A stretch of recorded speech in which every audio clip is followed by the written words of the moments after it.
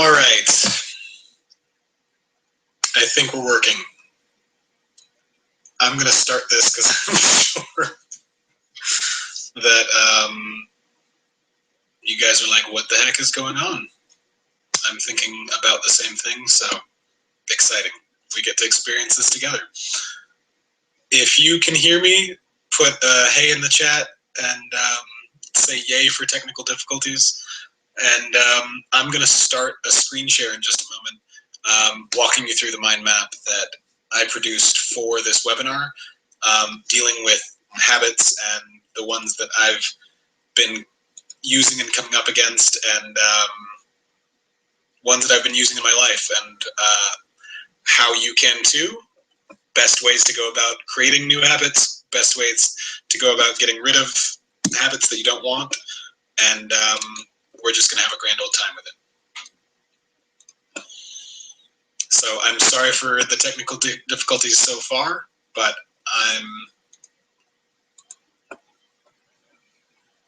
oh,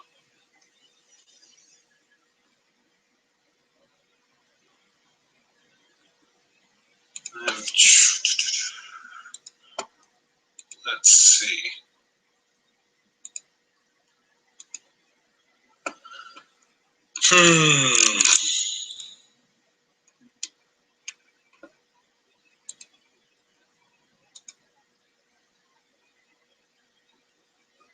So I've got mixed signals coming from my system, some saying that we're live, some saying that we're not. And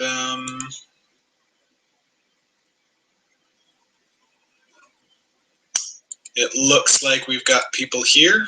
I don't see anybody in the chat, but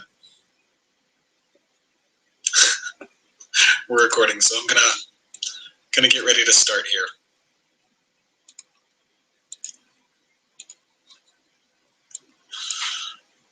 All right.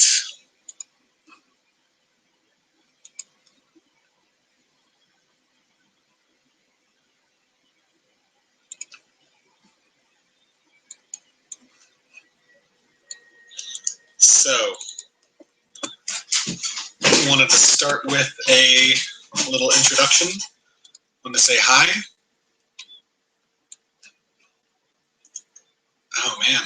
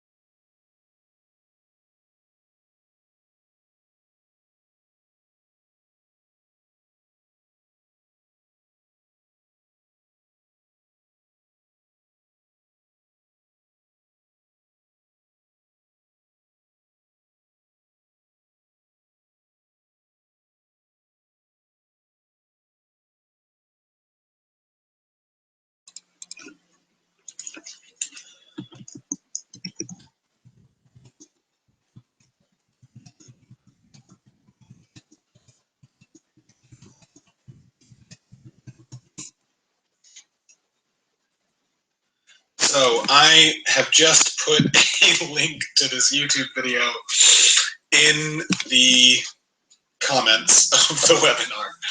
And I'm going to start from there and just go forward. I'm really sorry for all these technical difficulties.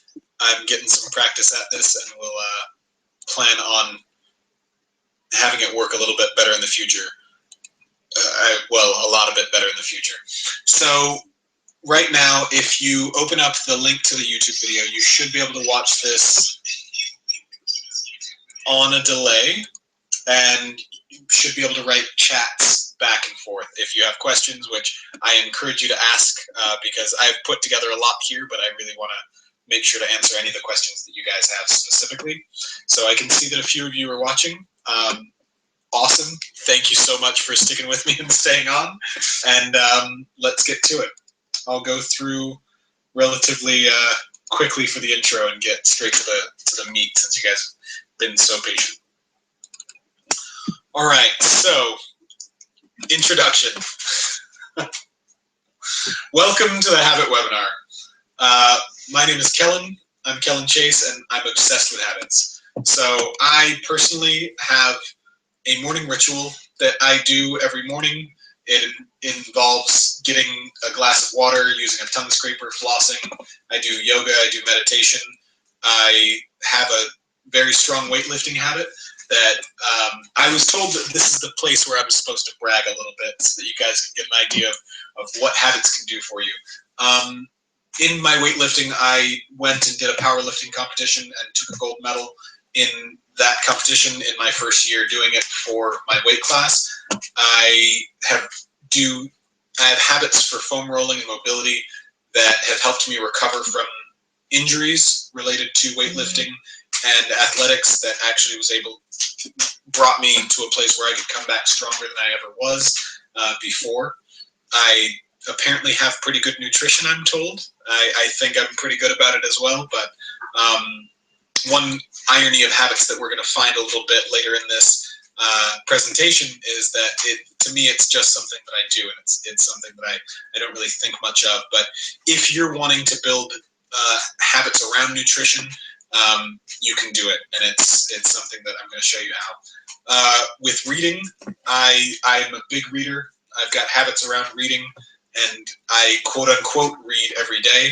That's because I count audiobooks, and if I count those, then last year I read over 70 books, and I'm on my way to 80 or 90 this year. I haven't done the counts yet, but I like to read a lot, and it's something that I literally just, previously to making that a habit, it was something that I could barely get through a book. I remembered having a Goosebumps book that I was very proud of getting through. I don't know if you guys remember Goosebumps, the little scary stories, but I'd read one it took me maybe a year and a half to actually get to finish through it. And that was something that I was actually reading for joy and entertainment. But now that I've got different things in place and focused on building that as a habit, I read quite a bit and quite often, and at very strange reading speeds as well on the audiobooks. I still count it because I think human language, we were built to understand language, and reading is actually a skill that we've taken since then. So anyway, I've also changed the keyboard layout that I use to type faster and more efficiently, and with less chances of injuries from overuse and that kind of thing. And it's something that's completely automatic to me. I completely forget that I have a different keyboard layout until somebody tries to type on my computer and have gobbledygook come up on the screen. Another set of habits that I have in place are the way that I work. I work in time blocks, and anybody that works with me in the office or comes around will know that I will instinctively point to a timer to stop people from interrupting me when I'm doing productive work. And this actually helps me to, work a lot less time during the day, but get a lot more done. And it's, again, just another habit that is kind of pretty well ingrained that I don't even think about. I have an end of workday routine that I do every day, which helps me to plan priorities for the next day. I fast on Mondays, and I have a lot of negative habits too. And as we all do, I've got ones that I'm working on and working to fix and work through. Some that I've got here. You know, I don't know if anybody else is playing Two Dots or Candy Crush, but we're in competition there, so you better bring your A game. But you know, other being serious. You know, if sometimes these habits take the form of, you know, procrastination, isolation. I can snooze my alarm like a professional, as I'm sure many of you can as well. But for me, sometimes this gets, you know, to be really an issue that, you know, that I want to focus on. So for this webinar, I made sure to map out the ones that either I've been working on or haven't really put the focus on, so that we can talk about what positive or negative habits that you guys have and what you want to change. So since there's a little bit of a delay, why don't you tell me a little bit about yourselves, and if you have negative habits that you want to focus on or positive habits that you want to put in place, type that in the chat, and let's see what comes up. I'll come to those in just a little bit, and we'll talk about them. It'll be great. We've got a small group here, so we can be pretty intimate with the stuff that we talk about and focus on, and, you know, get some individualized attention. Any good presentations should always start with quotes, I think. So here's Samuel Johnson and Samuel Smiles. The chains of habits are too weak to be felt until they are too strong to be broken. That is probably one of my favorite quotes about habits, because it really shows one of the ways that habits become really completely unconscious. And a lot of the books that I've been reading on this, and the psychological studies that they've been doing, show that people are really, really unaware of their habits, and even to the point where they will actually observe their habits and make conclusions about why they make those habits in this kind of backward thinking way. So rather than thinking and taking an intention and going for a habit that way, they'll go completely opposite and say, oh, I do that because this. So that's really important for identifying the negative habits that you have, because there's going to be this tricky belief that you're going to have to work through when it comes to making habit change, because there might be a lot of justifications for the reasons that you're keeping habits in place, and they might not actually be true. I'd argue that there's some subconscious stuff going on that are a little bit tricky there. We've got some other quotes here, but I'm going to move on from the introduction. So I just want to make sure that here tonight you guys get a great idea of how I've used habits, how you can use habits, how others have used habits, and what's possible around that. So what we will cover tonight is, what is a habit? How do habits work? How do you control your habits?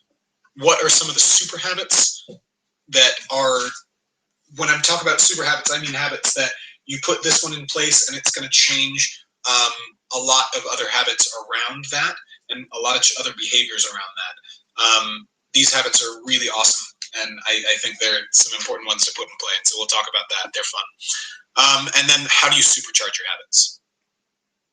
So I'm just going to check in to the chat real quick and see how you guys are doing and if we're still here. Okay, so I'm going to see if I can actually show both my face and the mind map, because it seems to be maybe a little bit boring with just the mind map, although my face is probably not much more exciting. So, can you see me now? Okay, I see that a lot of you guys are on. That's awesome. Okay, so I've got one request here as well to talk about creating an evening routine or ritual to unwind. I think that's awesome. Oh wow, and I feel like this person has done their homework, because there's a lot of times when people want to get up early, one of the tricks that I always suggest is making sure to go to bed early, and backtracking from there, because it really helps you have the willpower and motivation that you need in the morning to get up. So we'll definitely talk about that. All right, very cool. So I am going to, so I'm just trying to keep track of both the YouTube video and the, oh man.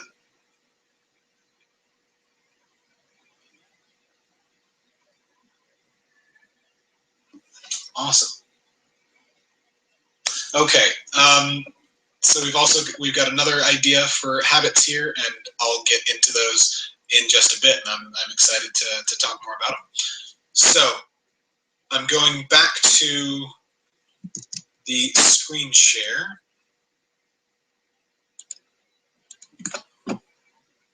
And so we'll talk about this. We'll come back. So first, why habits? And you guys probably know a lot about this, but first thing is willpower is something that is, one, finite. So willpower is something that is great for decision making. It's great because it makes us feel proud of ourselves. When we use our willpower, we get like an internal hit of positive emotions for feeling like we've gotten something done and that we've accomplished it. But as I mentioned, it is finite. And so what we know about willpower is that it's highest after sleep and after meals. There's a book called Willpower and another one called The Willpower Instinct that both go into a lot of work and studies around how willpower works, how it's depleted, how actually the idea came up. I'd suggest both of those books if you're interested.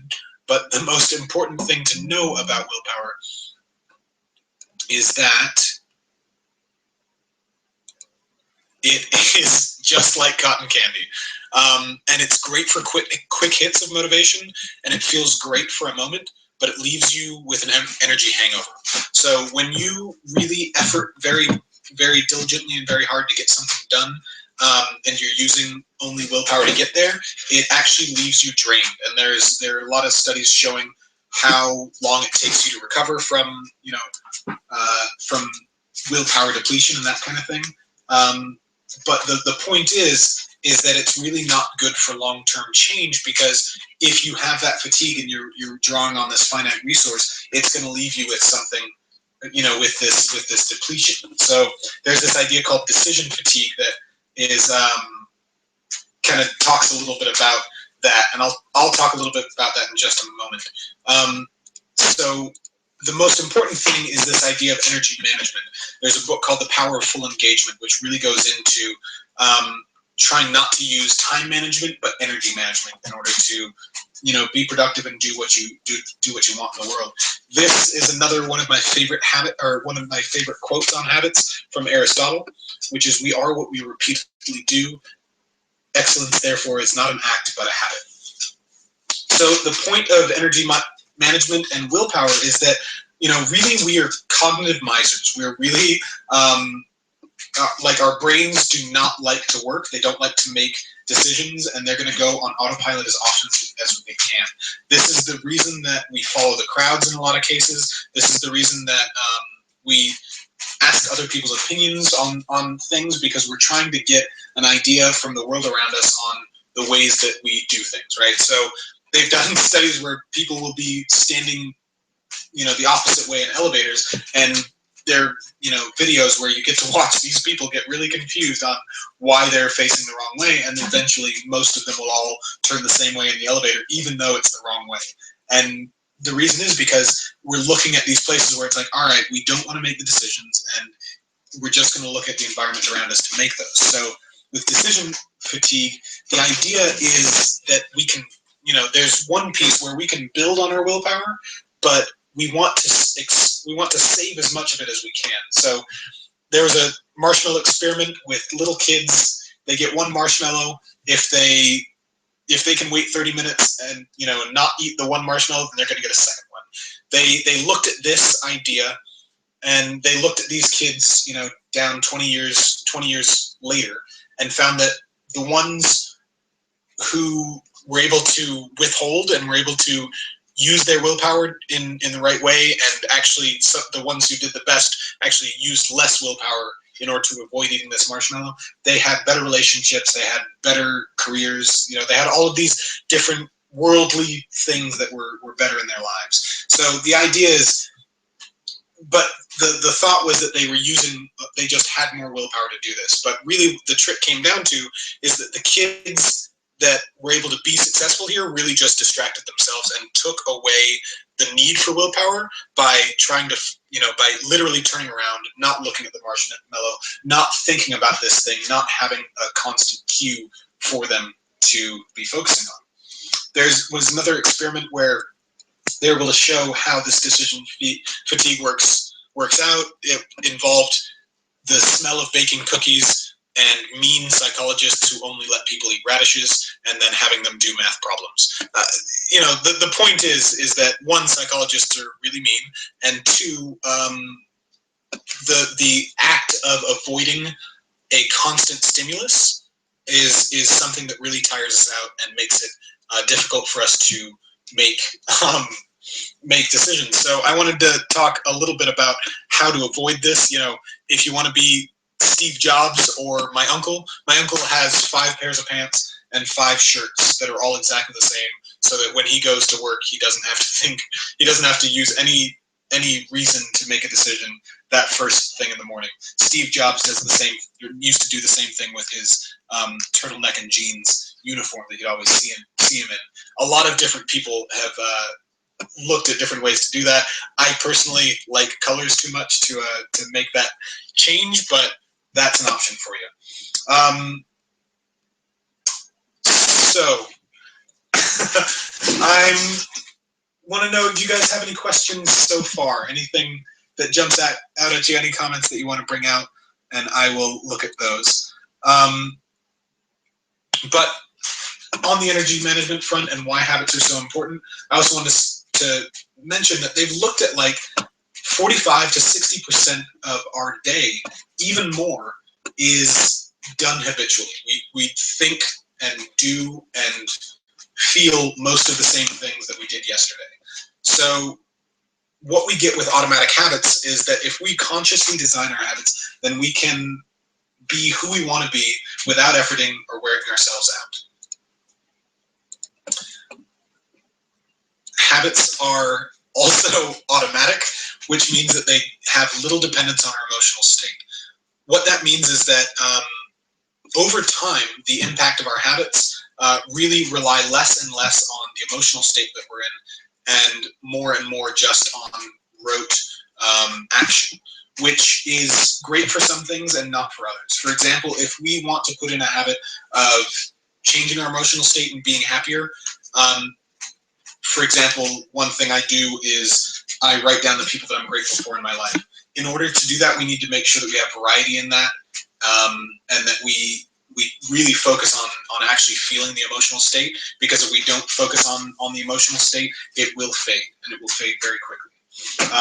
The other great thing about automatic habits is that they have little dependence on willpower, they have low cognitive load, low emotional load, and no willpower hangovers, right? So we don't get the sugar crash after our cotton candy. And the last thing about why habits are so important is really how they can influence and change our beliefs about ourselves. So as I mentioned earlier, there's this unconscious way that we can look at our actions and then make inferences about them, rather than having an intention and having that drive our actions, right? There's this way that if we're not aware of our cognitive biases, we can have an intention, want to make a change, and then have some way that we don't fulfill on creating that as a habit, and look back and say, well, I really didn't want that anyway because of this, and this. But really what we're doing is we're backwards rationalizing the actions that we would have wanted to take. So in conclusion here is that great consciously chosen habits give us the platform to stand upon and be the best versions of ourselves. All right, checking in on how you guys are doing. Cool. All right, we've got, we want to get some habits around maintaining the car and home, cleaning up. I've set that up for myself as well previous apartments, and now that I'm living here, I'm looking at doing the same thing, setting a timed action to do that. And what I did in the past was I found a reward for myself. By the way, let me get back to talking rather than talking to the mind map that is no longer showing. So setting up a cleaning and maintenance habit, I think, is awesome. For cleaning, what I would normally do is I'd really find some good music that I really like listening to, an audiobook that I really like listening to, podcast, something like that. Something where, for me, I really enjoy doing the tidying up while I'm consuming information. So that's my little reward thing. For you, it may be something different. It may be doing something that you really like, doing something nice for yourself after you've done the cleaning. And that, we'll get more into that, but that might be another way to go about it. And so, yes, we can also talk about building habits on top of each other. I have not gotten to that yet, so we'll get right to it.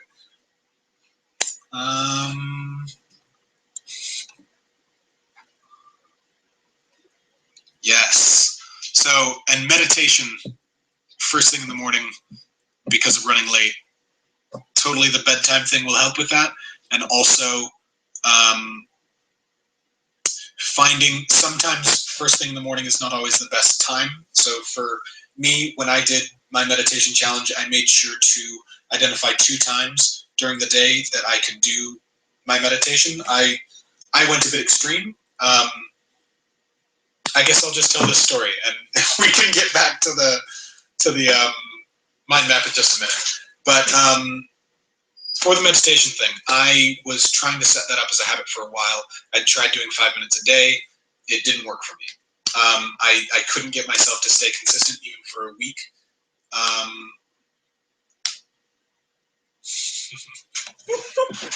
I couldn't get myself to stay consistent for even a week with the 5 minutes a day.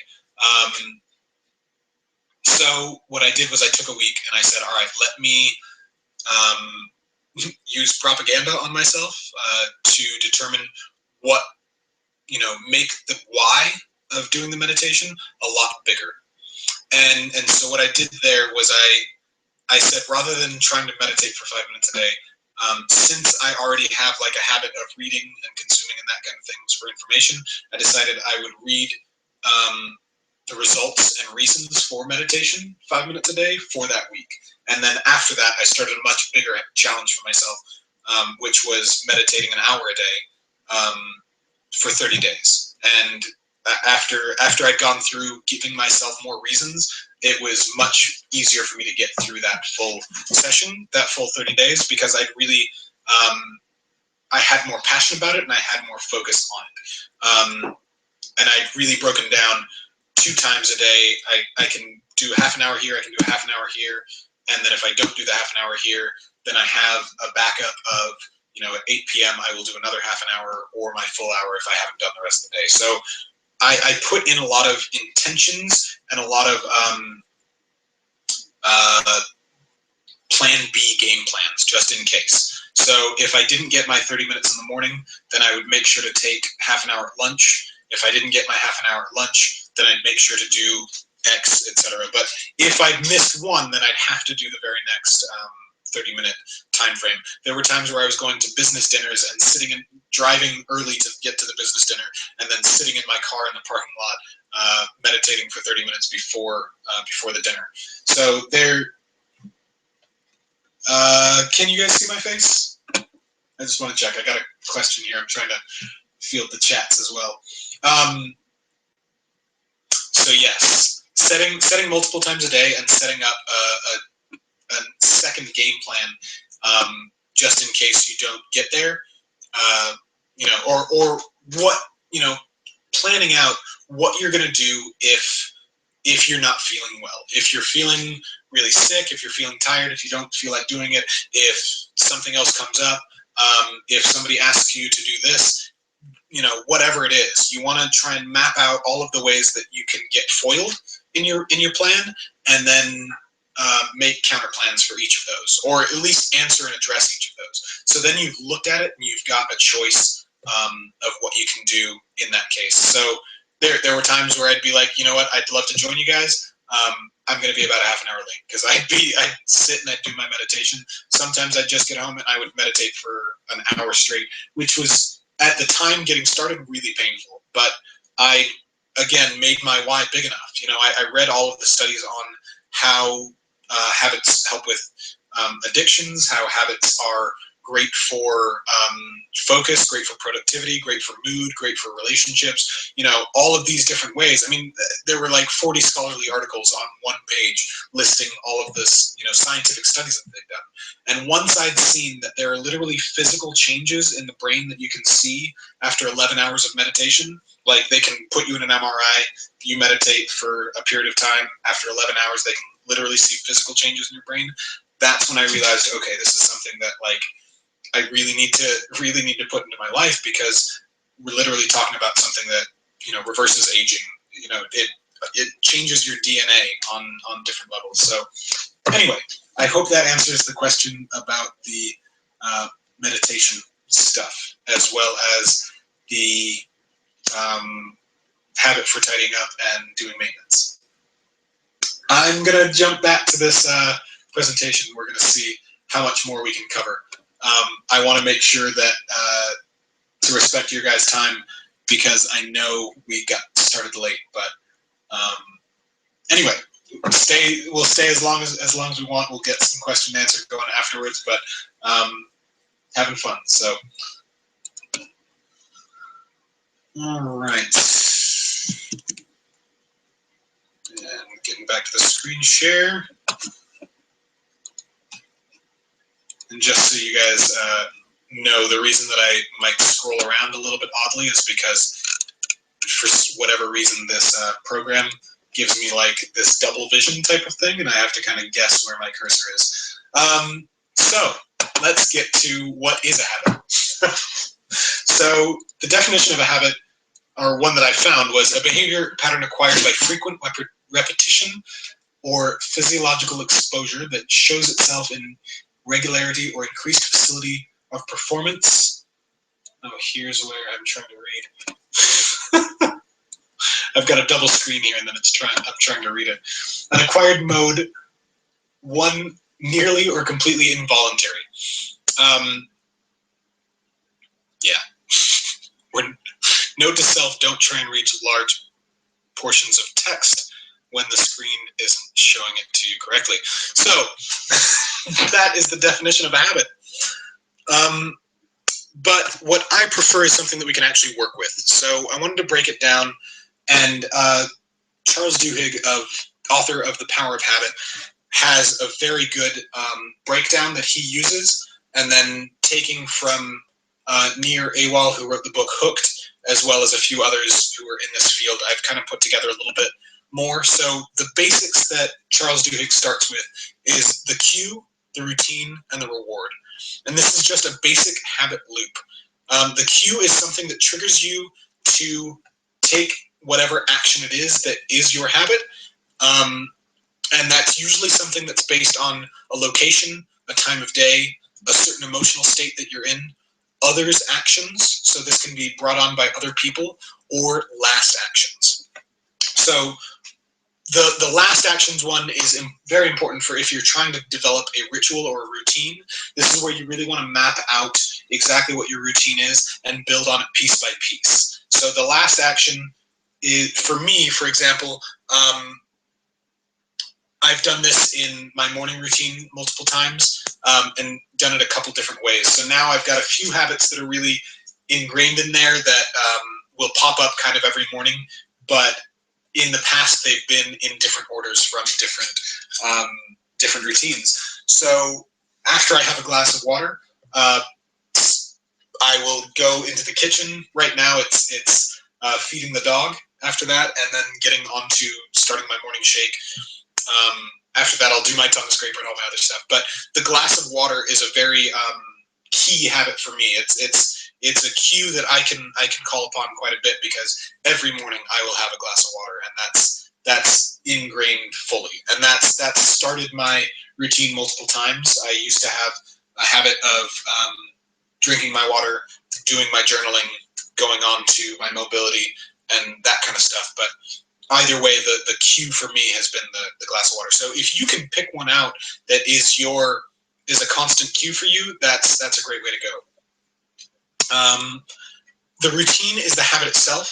It really doesn't take a lot of explanation here, because they can be, I suppose there can be a whole book written just on the routine, but the main point is that it is the series of actions that you go through. You can have large macro habits or smaller mini habits, right? So I could consider the drinking of the water a habit in itself, or I could also consider the larger context of my morning ritual. I could consider all of that a habit as well, because it's kind of super habit. There's a cue, there's a reward at the end, and the reward at the end for the glass of water is that I feel more refreshed, I feel more awake. It kind of helps me get rid of the mental fog first thing in the morning. The reward for the entire morning ritual is that I feel a sense of control over my day. There's an internal sense of accomplishment. There's a physical well-being since I've done my exercise. There's mental well-being since I've done my meditation. So there's a lot that comes from that macro habit, but the routine really can be any piece, and you can break it down or make it larger to any level you want. And my suggestion for you would be as specific and finite and small as you can with habits that you want to put in place in the first place, and we'll talk about that a little bit later.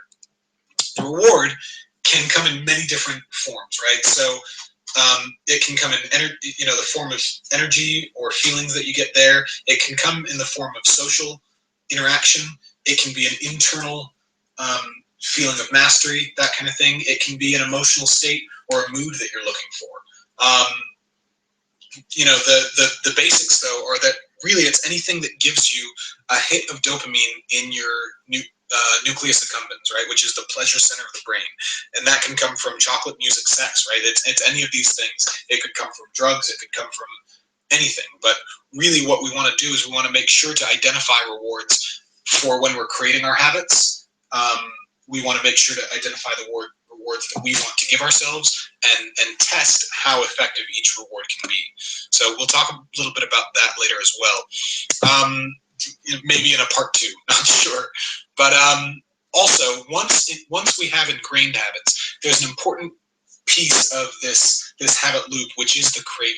And how it starts out is that the craving, as I mentioned before, is that that little hit of pleasure that we get in the nucleus accumbens. And I thought I had a little picture of a brain here, but I guess not. For a future webinar, the craving comes after the reward. What we get is a hit of activity in that pleasure center of the brain after we do the reward for new habits. But the trick is that for old habits is that we get that craving, we get that pleasure response right after the cue, and then that fuels us to go through our routine and get the reward on the end. But the reward now, we actually don't get as much mental activity, we don't get as much neural activity from the habit at the reward stage. Now we actually don't even care about the reward so much because we're anticipating the reward. Our brain works on this place where the anticipation of the reward is more important than the reward itself. So once we've got a really ingrained habit, then the cue is enough to start that craving process and fuel the automaticity of that habit. And now what I wanted to add to this as well is the idea of conscious habits and the belief that comes from what we get out of the habit. So there are certain beliefs that we can have about ourselves, and this will change our behavior. This will change how we interact with the world. This will change how we interact with each other people. There's so much that comes from the belief. And since we're talking about this idea of our behaviors informing our beliefs about ourselves, I say let's do that consciously. Let's take the action of realizing that we can do this, right? So We'll get a little bit later into this idea of keystone habits, which are habits that we take on that actually change a lot more behavior around the habit itself. You know, one idea from this is exercise. It affects our mood. It affects our brain state. It affects the way that we sleep, which affects how much energy we have for the day, which affects the amount of productivity we have. So just that one little habit can change a lot more, and it also changes the belief about ourselves. Right? They did studies where they had people who were janitors that were cleaning in hotels, janitorial staff, where they would tell half of them that you're burning a lot of calories and this is really good for you and healthy, and watch their behavior over a period of time. They told half of them that, they told half of them nothing. And the ones that they told that they were, doing the same thing every day, the work that they did was benefiting their health, they actually started eating healthier. They actually lost weight physically, whereas they didn't ask them to do anything. They just told them that, by the way, the work that you do is good for your health. And now they changed their beliefs to believe that they were more healthy, and that actually caused a lot more behavior change as well. So that's what I want to bring with conscious habits. And I was talking about the irony of habits earlier, in that we aren't really proud of them. There's a way that habits are something that I mentioned earlier. We have an emotional connection that is weakened in our habits, so we do them more automatically without having an emotional state attached to them. Even though when it comes to emotional habits, there's something there, but in most behaviors that we're talking about, it's actually we're very disconnected from the emotional state that we're in. And we don't view habits as actually contributing to our goals as much as specific willpower-driven actions do. So the irony is that, like, if we are trying to accomplish something big, we won't look at the things that we do day to day as being the most important pieces. We'll look at the things that took a lot of energy from us. We'll view those as being more important to the actually achieving of the goal, even though the actual day-to-day is the more important thing there, and causes more, puts more towards that end result. So we also don't see habits as acting in accordance with our ideal selves as much unless we consciously focus on that. We just look at it as something we do. So that's why the belief portion is so important to me in terms of how we look at things.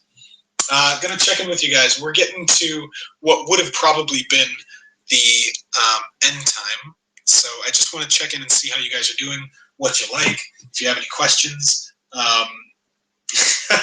if there's anything you want me to cover. I'm happy to keep going, and I just want to make sure that you guys are good as well. So can I get hey, I'm gonna check in. By the way, I'm going to drink a little bit of my green shake on the side here. I hope you don't mind the color.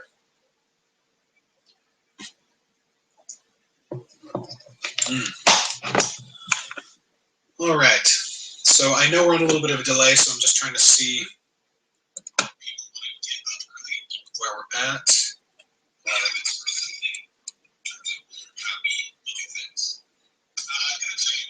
Okay, so we're just getting to the check-in.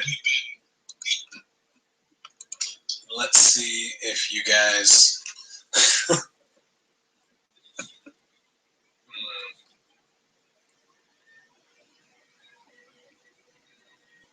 All right.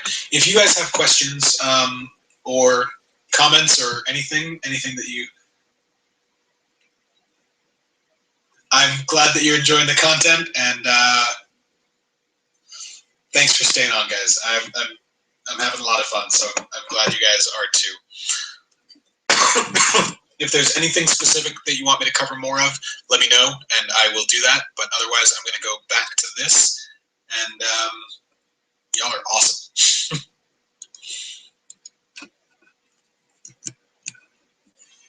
All right, so now getting into how do you control your habits. So first and foremost for me, being one of the most important pieces is really to be aware of your habits. And it's, I guess you could say it's a habit of looking at your habits. And,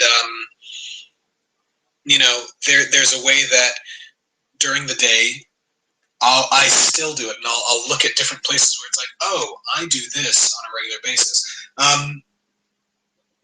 Whether it's the way that I go, do my routine at the gym, or make my protein shake in the morning or whatever. Sometimes it's things that I don't, consciously put in place, and I go, oh yeah, I'm building a habit here because I've done this, once or twice, and over a certain period of time, what I'm literally doing is we're building grooves in our brain that are neural pathways that get stronger and stronger and stronger, and it's this method of change in the brain that's called myelination. What it is as we learn a skill and a habit falls into that, is the neuronal pathways get this larger and larger sheath of insulation that makes the electrical signal go faster and faster through there. And this can happen for habits, right? As we take an action, we build a little bit more myelination on there, and it gets easier and easier for us to do it over time. So really, it's something for me to constantly be aware of, is where am I building habits that I want? Where am I building habits that I don't want? And I think it's actually a fun thing to do, because it's really interesting when you look at things that way, is how are you building the life that you have, right? So let's look at how do we create good habits. We already talked about the structure of the habit, the cue, the routine, and the reward. And one thing I wanted to cover is this idea of how many days does it take to make a new habit. I thought this was really interesting in one of the one of the books that I had read. The psychologist there was actually they were really curious where the 21 days comes from for habits, which is the most common number that's usually cited in building of a habit. And it comes from a book called Psycho-Cybernetics, where a guy was looking at, he was a brain surgeon, or he was a plastic surgeon, and noticed that people's views of themselves didn't match with their physical appearance. And he goes into a lot of psychology behind that, but he was talking about, after doing some plastic surgery, it would take 21 days for somebody to accommodate to their new physical state or whatever, and the self-esteem that comes with that, and all of those types of things. And the irony is that one random book has been the source of this idea that any habit can be changed in 21 days. 30 days is another one that usually comes up, and it's actually, ironically, a pretty good approximation if you're dealing with a very simple habit, which is, as I was talking about earlier, making it as small and specific as you can.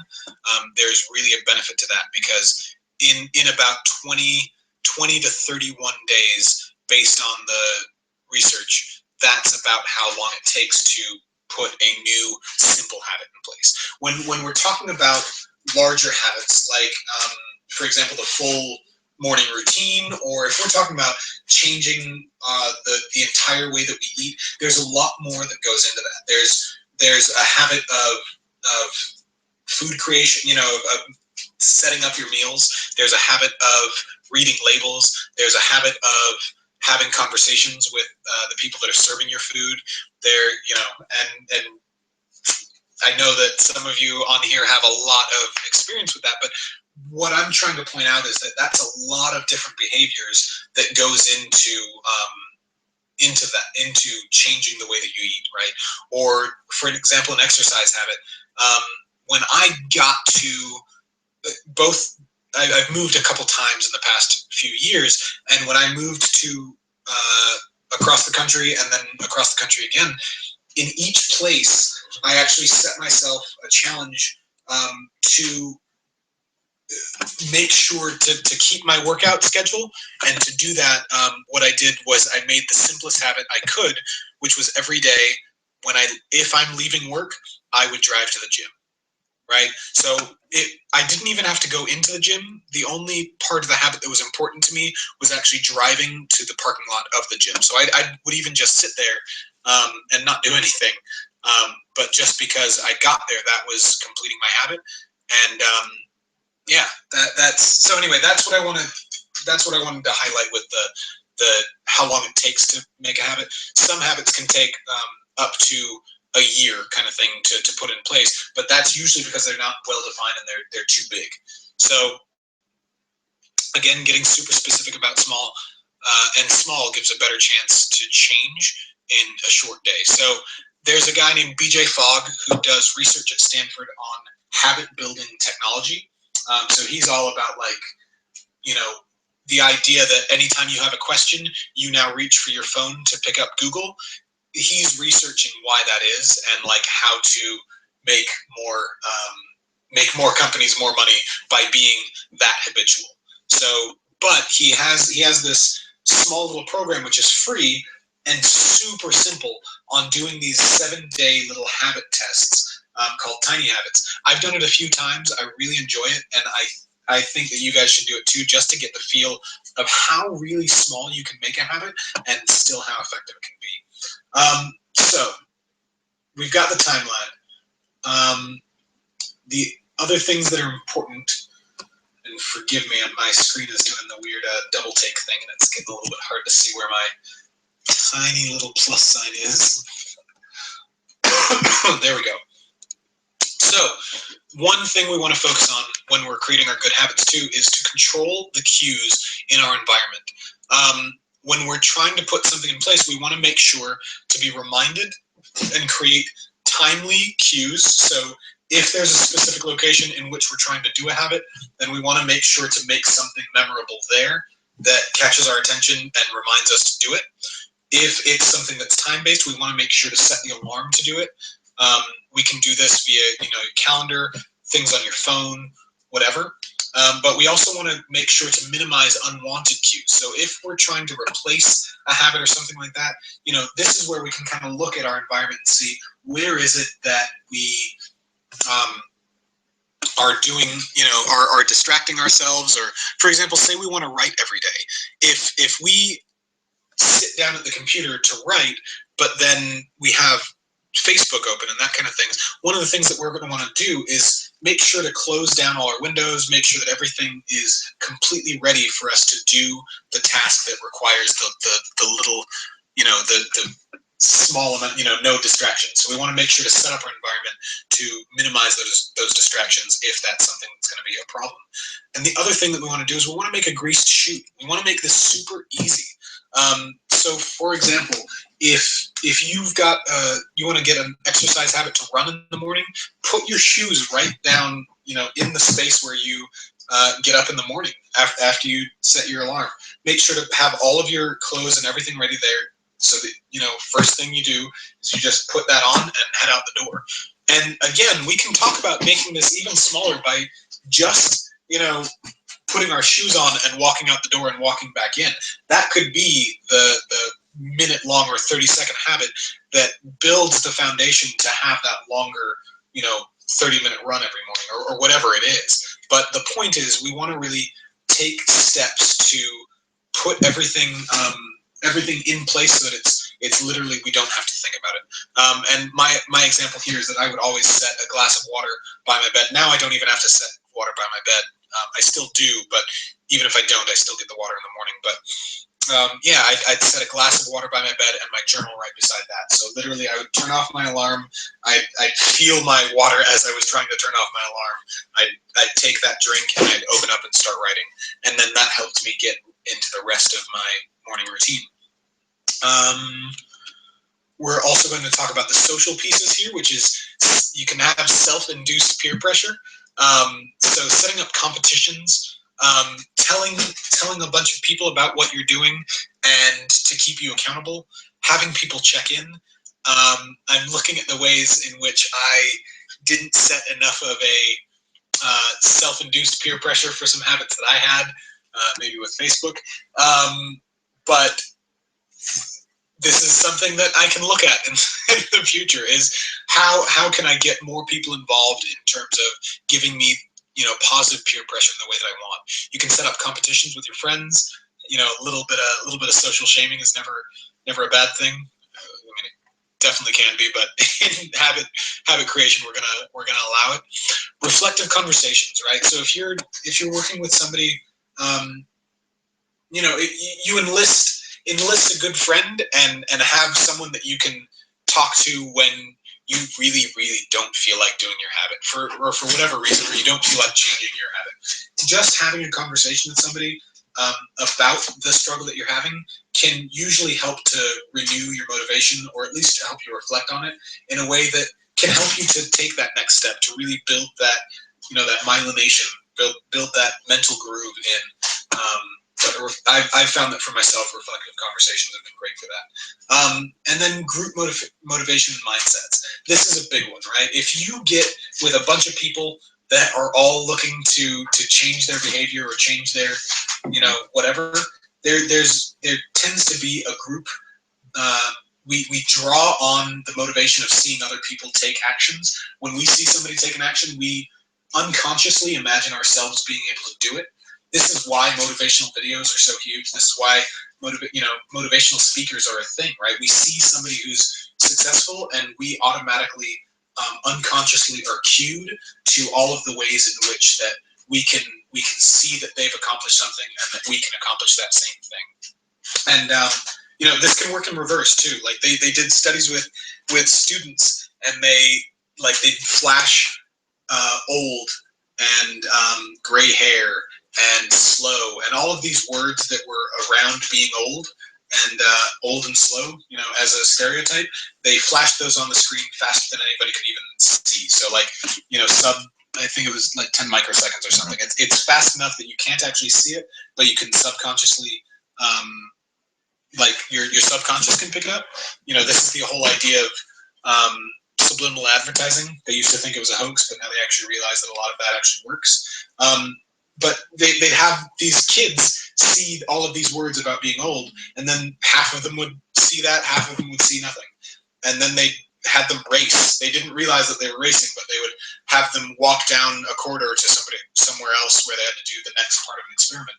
Well, during that time, the people who were flashed all the thoughts of being old, they actually moved slower, by statistical amounts in these large groups of test subjects. They actually moved slower and walked slower, as if they were older, or old, and whatever.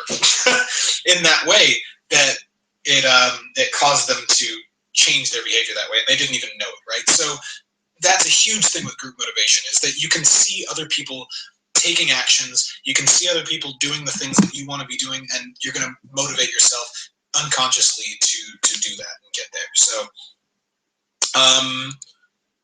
so also what we really want to do, which is really important here, is we want to pre-plan our pain points. And what I mean by that is, you really want to look at all the places where you're going to have the struggles, and you want to actually consciously write out and map this out and make decisions on what you're going to do there, right? So if my friends call and want to invite me to go hang out or whatever, and I need to meditate, then I'm going to tell them that I will meet up with them a little bit later, or that I can't, or whatever. It's just really making the decisions beforehand, in whatever it is. And sometimes you look at, if somebody falls on the street in front of me, I'm going to take them to the hospital, and I'll do it later, whatever. Maybe you can't actually do your habit, but literally pre-planning out those pain points, even just that act has shown to help you be more conscious of the other times that you have troubles. So you plan out for as many contingencies as you can think of. But even just doing that, even just looking at those contingencies and those problems that you may encounter, actually makes it, there's a bleed over effect, where by planning that out, it makes it easier for you to make the right decision that you want in another case in which you're not going to be able to do your habit. Because for whatever reason, we start to get more resourceful in that way, where we're making new plans. So, huge one. Really take the time to do this one and write out the pain points that you might see, the harder places. And I called this pain points actually specifically because they were doing a lot of studies with people who had knee surgery and have to go through really painful rehab processes where it's actually like, to get yourself to walk again, you're literally having to go through excruciating pain every day. And this is where they kind of discovered that, oh, if we have people plan for what they're going to do when they're in extreme pain, then they're going to get better results. And they found that was the case. And we're going to, oh, sorry, double screen again. So anytime that you see me waggling around the screen like that, that's probably because I actually can't see what's on it. So for future, I will fix that one. So how to create good habits? You start by mapping out a habit, right? You pick the cue, you pick a reward, and this is a fun one, right? People were trying to see if they could get people to exercise more often. So they literally had them go do their exercise and then have a piece of chocolate afterwards. And so it's funny. You think, you're usually exercising in order to not have the chocolate or something like that, but what they found is that people actually picked it up better because chocolate is a great way to actually, really get a hit in that pleasure center, and it's one that you can do really easily. And I'm looking back to the way that I started working out. I used to read these bodybuilding articles that were saying you need to have sugar and protein right after your workout, and so I'd be drinking these like sugary drinks right after a workout. And so just on even doing this webinar, I'm reflecting on like maybe that's one reason that working out became such a really good habit for me, is that I was giving myself a hit of sugar every time after my workouts. There's a lot more reasons for that, nutritionally speaking, but on the habit realm, I think that might be something that worked it out. So map out your routines in detail once you've picked your cue and once you've picked your reward. So you want to look at what do you need, right? So if you need to run in the morning, you're going to have your underwear, your shorts, your shirt, your shoes, your socks. You want to have all of that ready, maybe a water bottle, maybe a key. You're going to want to make sure to take care of other people. For example, if you've got other people that are demanding for your time, is that a time that you're not going to be distracted? If it is, then you have to figure out how you can employ other people into your habit scheme so that you can get those things in place and make sure to get the support you need. So when you're looking at what you need, you also need to see what's needed of you at that time and see if there's a way that you can make sure that that's taken care of. But make sure to everything that is in your environment that you need and everything for the habit, make sure to take care of that. You want to know where you're going to be, where you're going to have all of your items, what that's going to look like. And then also you want to use time bumpers. This is one that, for example, we were talking about getting a meditation habit started in the morning, and rushing because of being late. Well, if that's the case and you're just getting started on this new habit, you really want to make sure not to think, oh, it's only going to take me 15 minutes to meditate. You want to think it's going to take me 15 minutes plus 15 minutes because I'm probably going to mess around on something else until I remind myself that I need to sit down. Then it's going to take me another 15 minutes to do the other things that I forgot to do before my habit, right? So this is, you want to look at it and say, okay, maybe my 15-minute habit is really going to be a 30 or 45-minute habit just to start. As you go through a habit more and more, you get way more efficient at things. But for example, anytime that I started my morning routine, I made sure to set my alarm earlier because I knew that there was going to be actually somebody else talks about this as on ramps and off ramps. So as you're looking at your new behavior, you want to have an on ramp time, do your behavior, and then an off ramp time. And so if you guys have any questions or comments or anything else, throw it in the chat now. I'm going to minimize all these things and I'll get back to that chat, and then we'll go into the super habits, keystone habits, and wrap up. But I hope that you guys are enjoying this. Do you guys have specific habits that you want to put in place? If so, what are they? Do you have specific habits that you want to be getting rid of? If so, what are they? We can talk about those if you're willing to put them up. I won't say any names unless you want me to. And yeah, this is fun. I hope you guys are still enjoying. I'm loving this, and I'm gonna come back to my face, and I'm going back to the questions now. So I see we have questions about. Hi Perry. Oh, I wish you could have been on here. I hope you were well where you are. We'll talk in a little bit. So, do I do my habits every day or just during the week? With the water, with the meditation, I try and get my meditation in just about every day. It's one that now has a real intrinsic.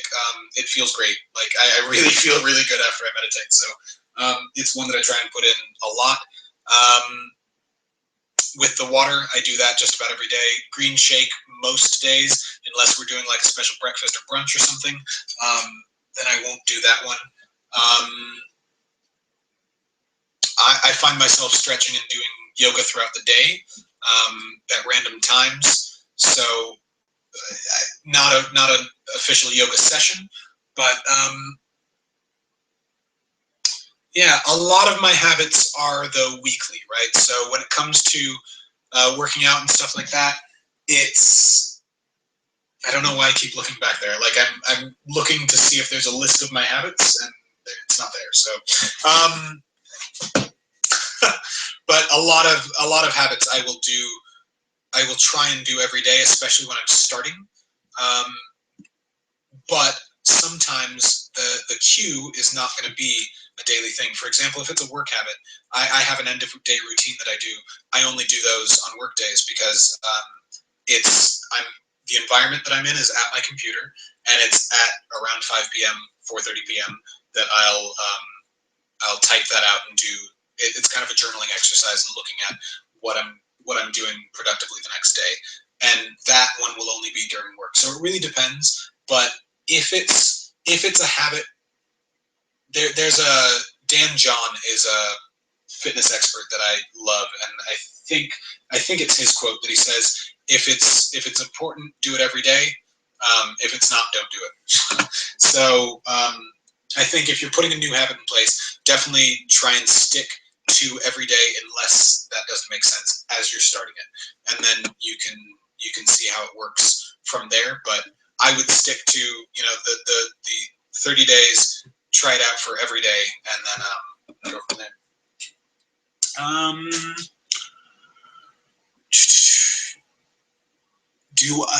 Do I know why we abandon good habits even when we have them ingrained for a couple of years? There are a lot of different reasons for this, and some of them could be that the reward has changed, or we get a reward out of not doing them, or sometimes environments just change, and we don't realize that maybe there was a reward that we were getting from something, and then that something has now changed, and we don't realize it. But sometimes then that reward over time can fade, and then from that reward fading, if we're not consciously focusing on that habit, sometimes that starts to fade, and then we're dealing with a situation where we're having to use willpower again in order to get ourselves to do it. But what I've found, at least for me, is that I can drop off a habit for a while, and it'll suck. But then once I start doing it for a period of time again, it's easier to do than it is to start something completely new. So I'd play with that.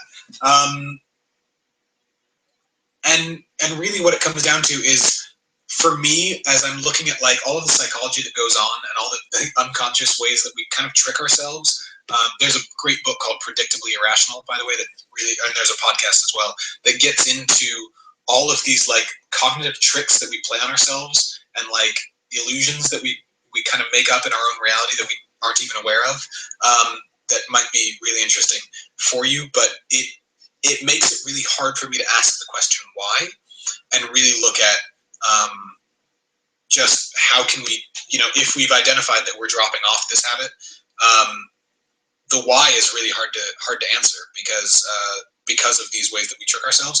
But if we have identified that we don't want to drop off this habit again, we can get conscious about how we're going to keep it in place or how we're going to re-implement it. And I think that might be a better question. But if you've got more specifics there, we can definitely talk more about it. So let me know. Yeah. So for me, so I've got a question about what rewards I find most helpful. And for example, when I drove to the gym, what was my reward? And really, I'm thinking back on that. I think it was like the pleasure of clicking it in an app, right? I had an app that was Way of Life is a great app that I like for doing habit tracking. And there was a strange little pleasure of pressing the button of, yeah, I did this today. And sometimes your rewards are internal, right? Sometimes there's an internal motivation that you get of, yeah, I did this today. For me, I know that there was a lot of like just trying to avoid the shame of like, all I have to do is drive to the gym. Like, I can't do that today, really. Like, for me, that doesn't work. And honestly, I recognize that does not work for everybody. But for me, it was like, come on, Kellen. Like, you can do that. And I remember there were days where I was fighting it a lot. I was like, oh, do I have to drive? I know I'm not going to work out today. But so then in that case, again, it was trying to remind myself of why I'm doing it. And there was I saw a talk recently. A guy was talking about using a 3x5 card with your big reasons why, and writing those out in terms of like what the habit gives you in the end, what it gives people around you, what it gives you for your bigger impact in the world, and really getting deep into like what it means, for you as a person, what it means to people who see you as an example, what it means, really trying to dig down into, one, how does it affect you? And then how does it affect everybody around you? And trying to make that as big as possible. And then having that as a way that you can like review and look and go, all right, I got a hit of willpower based on just like reading my reasons again and then taking action there. But when we're talking about the rewards thing, right, you could plan out, maybe there's a song that you're rocking to right now and you love, right? So you either save that song and then you get to do it at the end. Or you go to the gym and you call a friend and you say, hey, I just made it again, right? It's small hits that we get. Like social is a huge one, right? We talk about like addiction programs and that kind of thing. So many of them are just built on this social aspect, right? There's so many programs which are broken down into a lot of steps, but what a lot of studies are finding is really that just the social interaction is like enough to give us a hit of like, it feels good to connect with another human being. And so I'd use that reward as much as I can. If you like chocolate, have a little square of chocolate or something, right? That is a really easy one to actually give you a real hit in the brain that would give you motivation to continue doing that. So it's really only for the first 30 days, right? To drive to the gym for me, I think I noticed after like the fourth day, I was automatically halfway there because driving is so automatic and already, right? And so it's like I remember there was a day that I specifically even wasn't going to go, and then I found myself already on the way, and I was like, well, I guess I'm halfway there. So for driving, I'd try that and just see how you like it. But again, I made that one as tiny and specific as I could. So it wasn't to actually even walk into the gym. It was not even to get changed and go to the gym. It was to drive to the gym. In the past, I had made it where I'd drive to the gym and then I'd go get changed and then see how I feel. And that's for what it was, like not thinking about it as specifically a habit. It worked pretty well for me. It was my rule of, if it's a workout day, I'll go and I'll try this out and see how I feel. But yeah, so I hope that answers your question. Chocolate is a great one though. Like it gives you a little bit of sugar. Chocolate itself is a pleasure. Gives you lights up the pleasure centers. Okay. Yeah, I really thought that I was going to be able to do both face and mind map, so I'm sorry that it's the mind map, looking at it, like, it's probably pretty boring. So thank you guys for sticking with me, and we'll in the future I'll try and make sure that I can get like a little face screen and whatever, so you can see my wild gesticulations as we continue.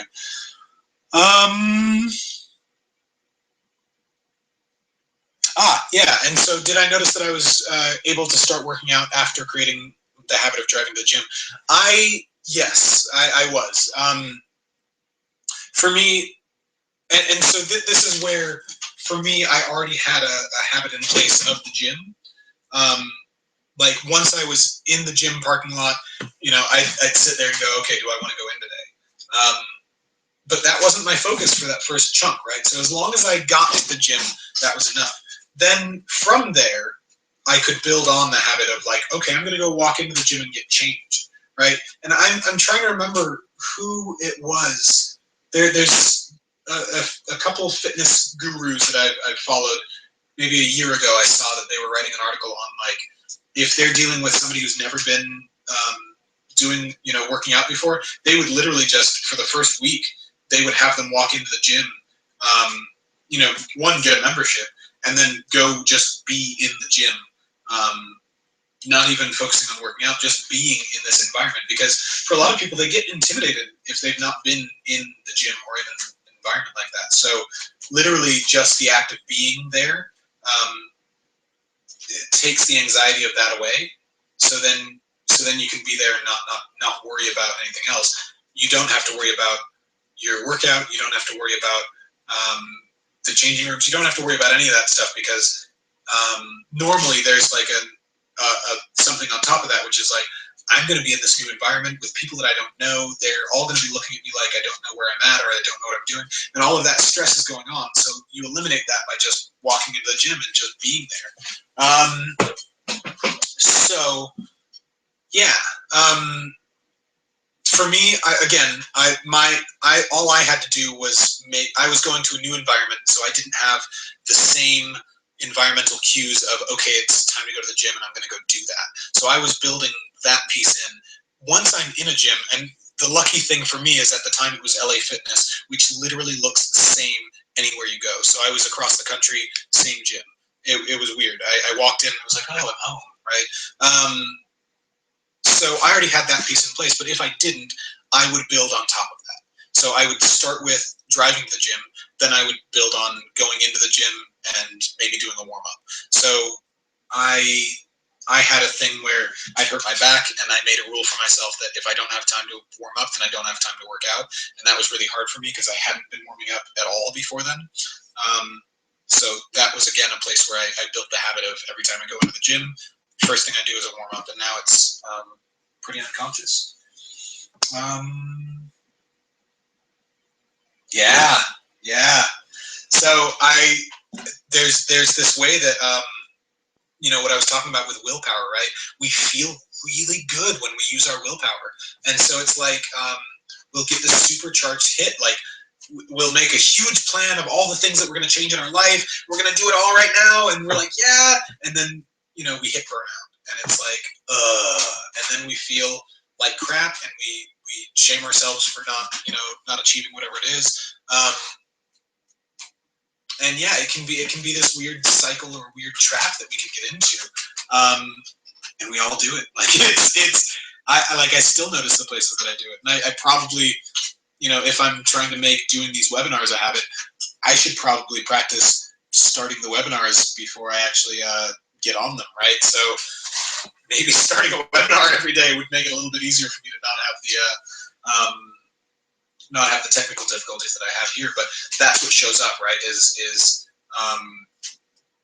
we start to see the places where we hadn't planned for, right? And what really helps with building the small bit by bit foundational habits is that we can do it really small and smooth and build great foundations, and then from there we've automatically got this thing that we we just naturally do it. We don't even, like, even if we're in a bad mood, we're still doing our thing. I'm still driving to the gym, and, you know, at the end of the day. And then when I get there, I'm like, you know, do I still really not want to do this? All right, I can walk in the gym. I can go see what that's like. I can go start my workout, and then if I feel really crappy, then I can go, right? But built that foundation where you can start something else from. So this is why, for me, I love the morning routines, because it helps build this. I like to think about it as scaffolding, right? It builds scaffolding where you can start to put in the other things that you want to build on. Cool. So this is, you guys are awesome for staying on here.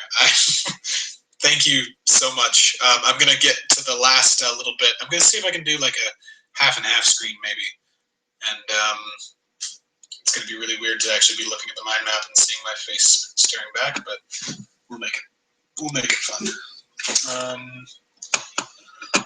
All right, entire screen. Oh, that is trippy. Sorry, guys. I don't know if you saw the infinite mirror there, but I'm gonna have to find another way to do a split screen. It might be next time that we do that. So, screen share here.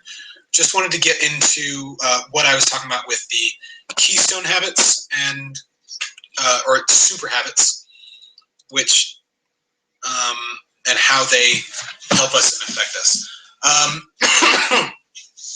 So, one thing that we found from a lot of the research with willpower and with habits and all of this is that self-control begets self-control, right? There's this way that like flossing your teeth for 7 days actually gives you more willpower to do the push-ups that you wanted to do every morning or something like that, right? It's this way that we, just by focusing our attention on doing something consistently, it actually makes it easier for us to do the other things that we want to do consistently in our lives.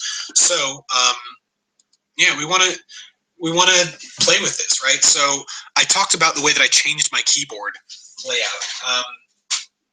By the way, I felt like an absolute idiot when I did that. It's the weirdest thing because you're trying to type, you've got something already super ingrained in your mind of, you know, what the keyboard layout is from typing from when you were a kid, and then you're trying to relearn that in a way that's, you know, completely different. So it literally, like, as you're typing, you feel like part of your brain has been removed, trying to learn this new.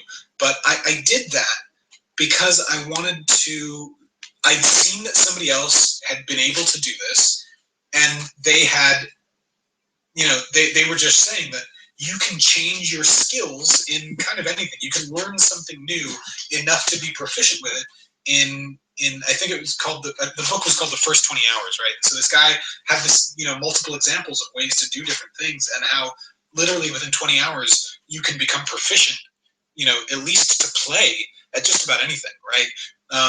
There's the 10,000 hour rule, which sounds like a lot of hours, right? But that's for mastery. That's for becoming the absolute best at something.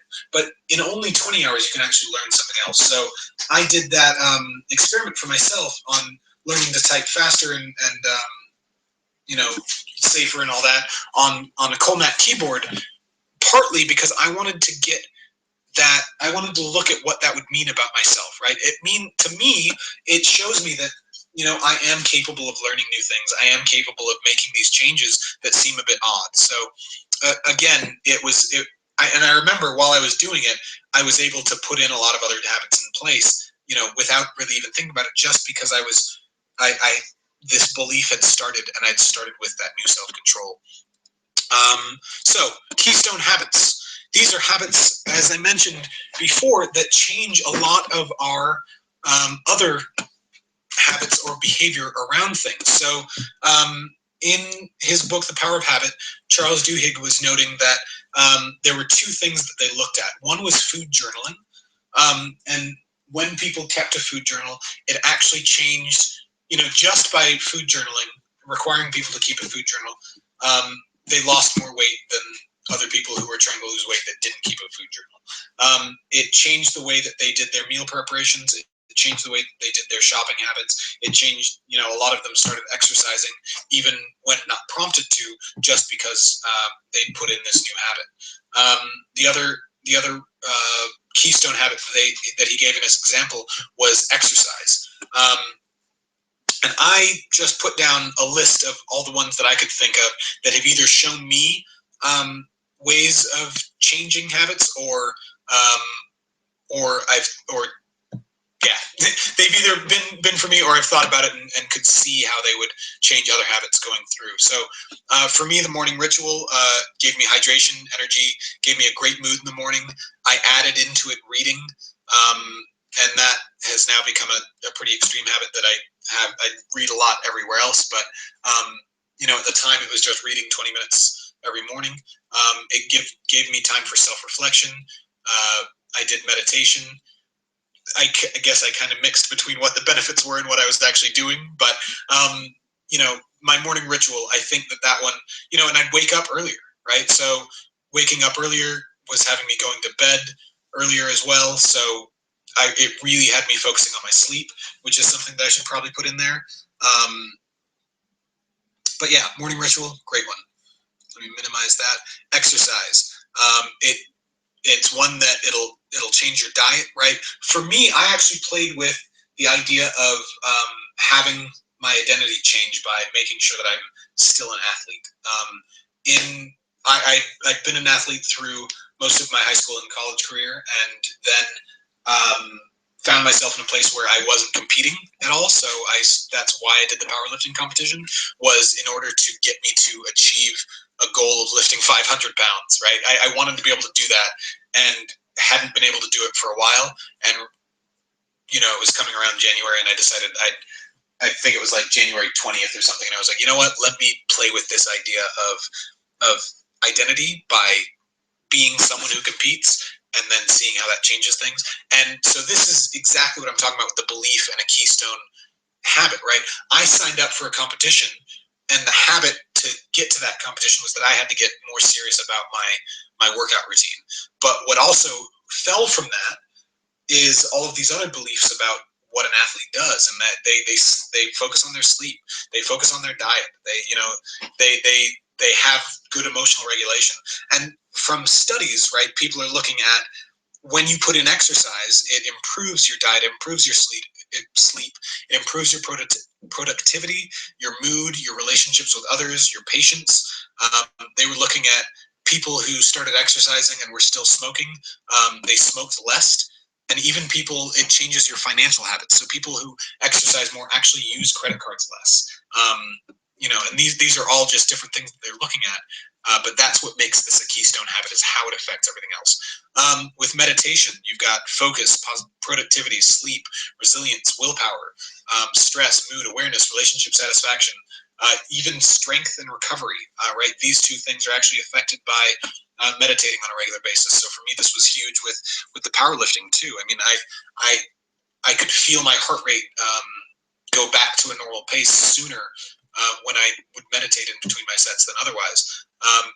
And again, as I mentioned earlier, it affects your aging on the DNA level. So for me, it's an important one to have, but it's a keystone habit that can even help with your awareness of your habits. If you're making that a habit, if you're making becoming aware of your habits a habit in itself, I'd really suggest meditation.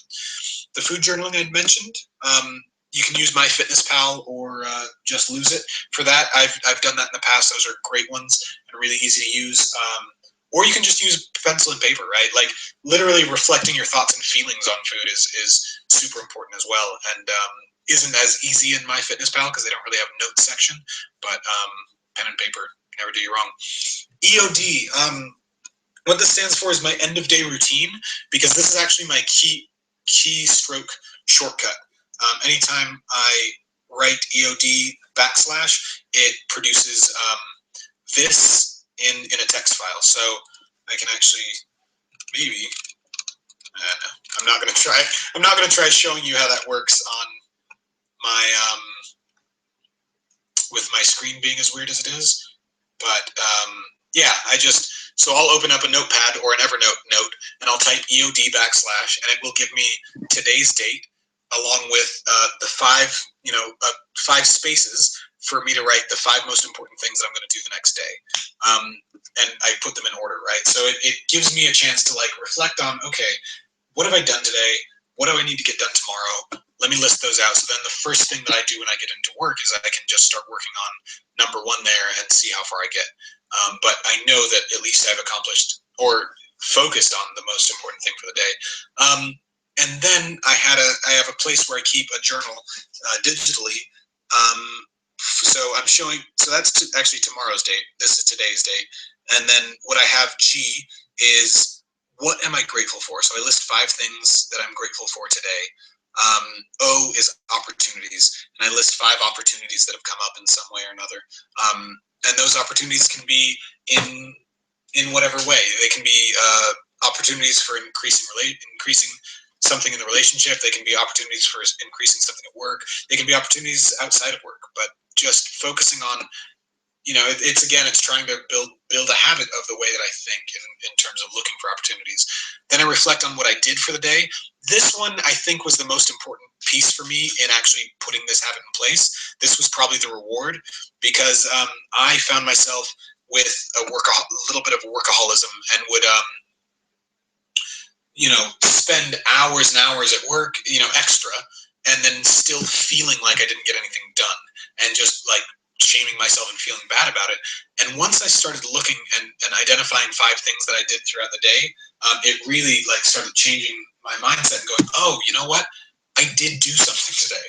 Like, it may have been answering 300 emails or, going through, never have I really done that, but, it may have been I spent a lot of time on emails, but I could still look at the other places where I was doing things or moved things forward or got things to a place that was done, and it really helped me feel more satisfaction in the work that I was doing, which made my workday less miserable, and it made it feel really good at the end of the day. Then I'll focus on the things that I'm going to do tomorrow. This is just this same list of 5 things that I show above is the do, and then the APP is 5 people that I appreciate for the day. In the past, I've just listed them. Now, as I mentioned earlier, there's a way that habits become less emotionally charged, and so to add some variety, I actually start looking at what I appreciate about those people in my day, and so that there will be some constants in here, but it changes every day. There's still places where it's like, you know what, I haven't really thought about this person or the way that they have affected me in my life, and I want to just think about some appreciation for them. And then, sorry if I'm going into way too much detail over this little end of day routine, by the way. It's one that I do kind of every day, and I don't really explain very often, I guess. And then last thing I do is I'll review one of these documents. And these are motivational things. It's trying to put in more good stuff into the brain, right? Like we get bombarded with plenty of negative information throughout the day, and so I'm just trying to make sure that I get my good stuff in. And I've written some rules to live by.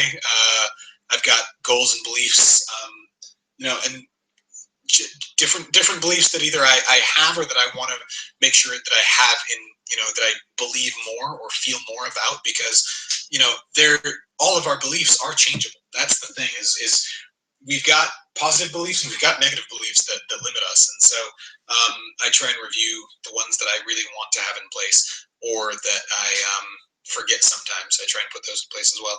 And so just different documents. I'll pick one of these and I'll read through it. It takes me about 15 minutes to do this entire exercise, but it really sets me up every day for a great next day.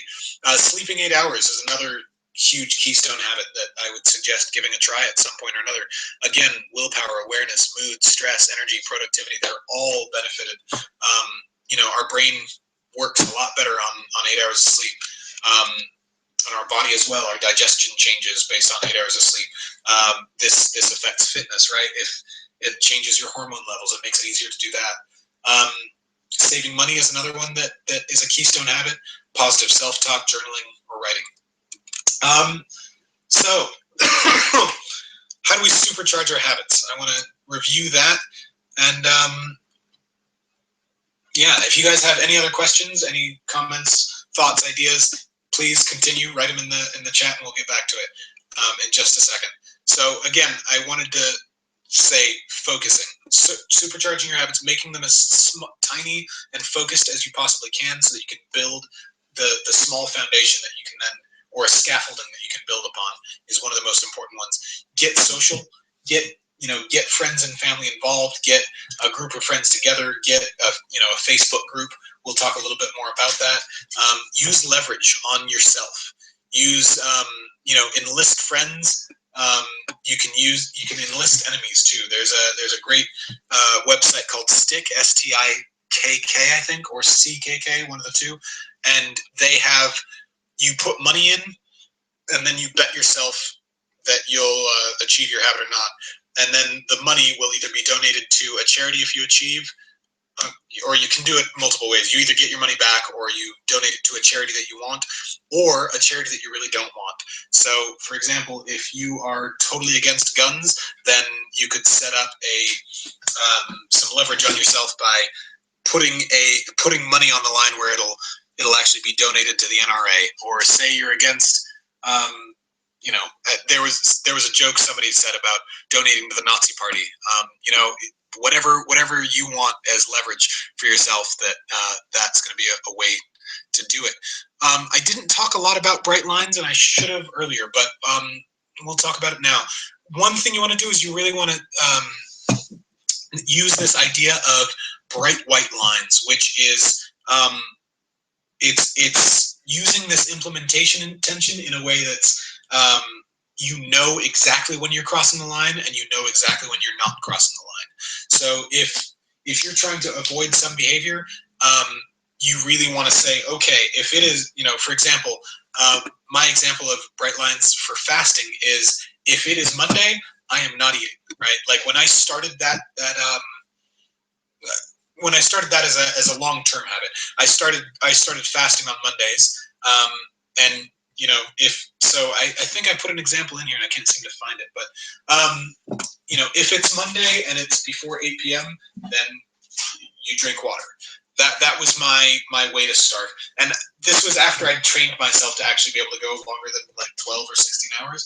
But that was my bright line. I knew exactly that if it was, and I explained. I remember when I started, I'd missed, lunch. I would go to business lunches, and I'd just sit and I'd make the conversation for the lunch.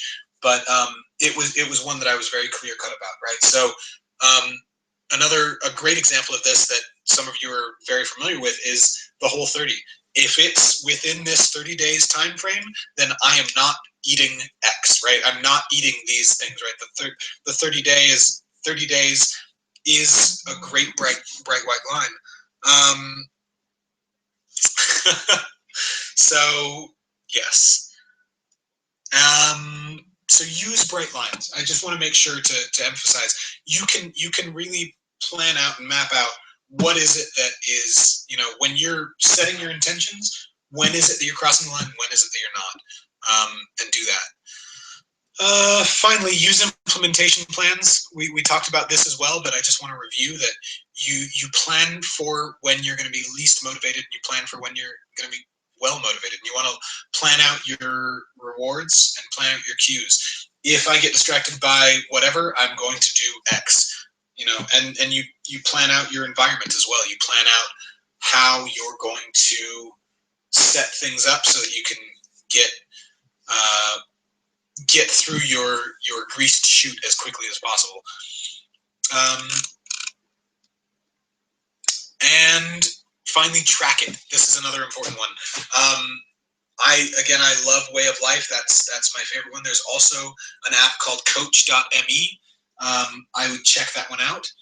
And if I think I'm CHASED1K on that one. If you want to look me up and set me as a person, you can check in with other people and say like, oh, this person checked in on whatever today. You can check me in there. But yeah, track it. Keep track in some way or another, and make sure to look at it every day.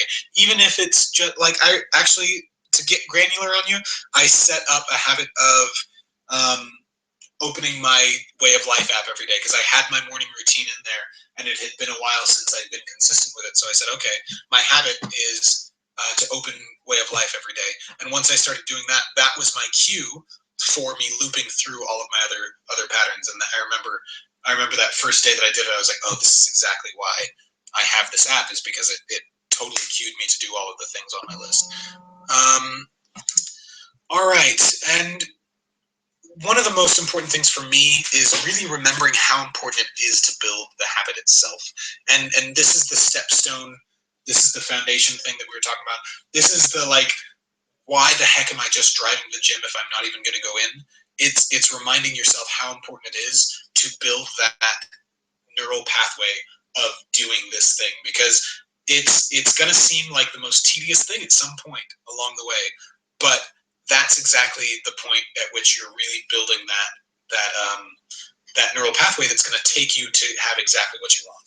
So just remember that, like, our brains try and trick us to kind of lose this, like, the importance of the habit, because it doesn't feel like it's that much of a change. But before you know it, the bonds of those habits are stronger than you can break.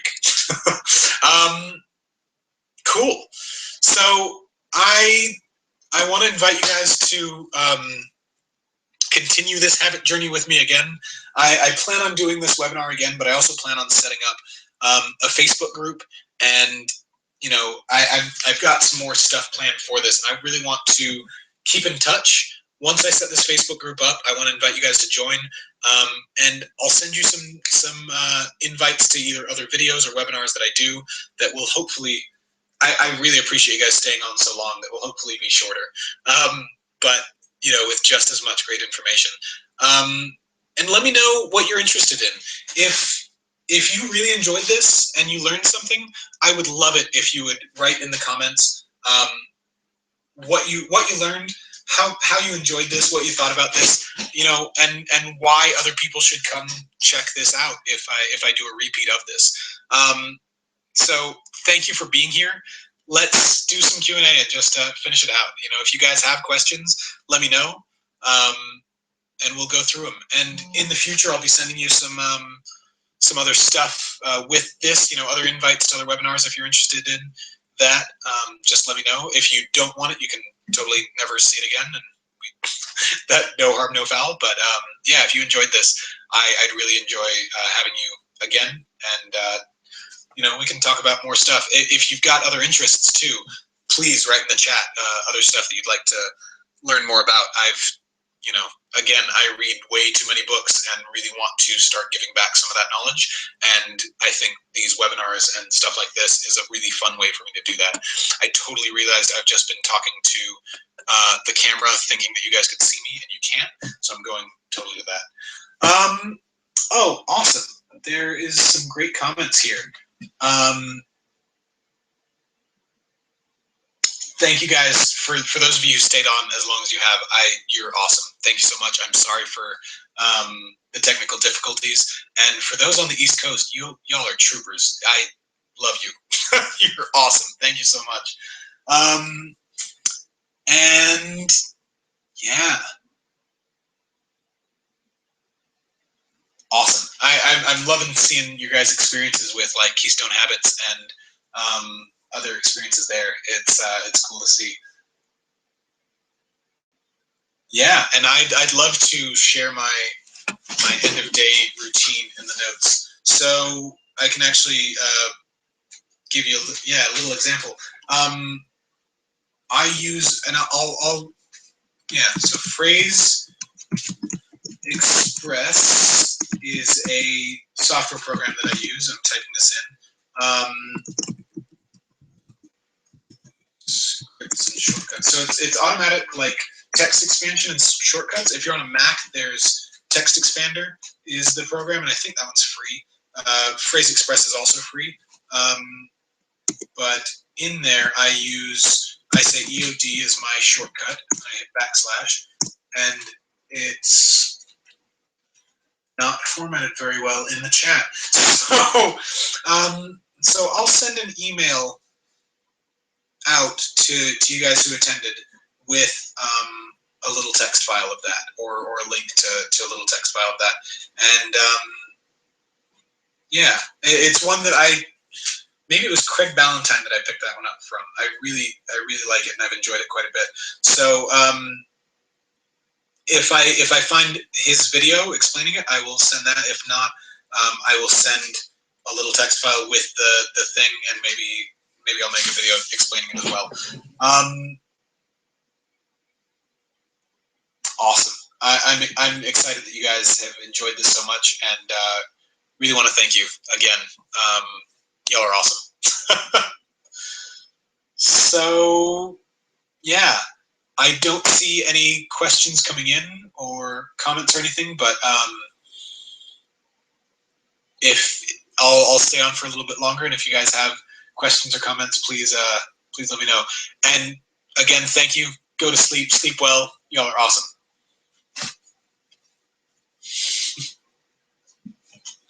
Thanks, Poe. Sleep well. Oh wow, Tammy, thank you so much for staying up. I really appreciate it, man. Oh, I'm glad that you got good info from it too. Thank you, Ryan. You're awesome. I'm glad you enjoyed it, learned some new things, and I hope you guys don't mind me saying your names. Thank you, Poe. Good night. Sleep well.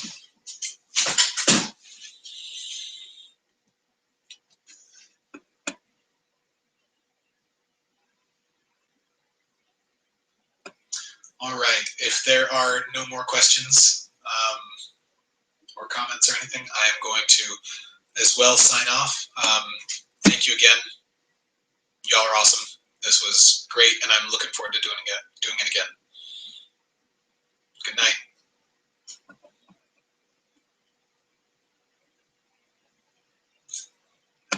Night, Ryan.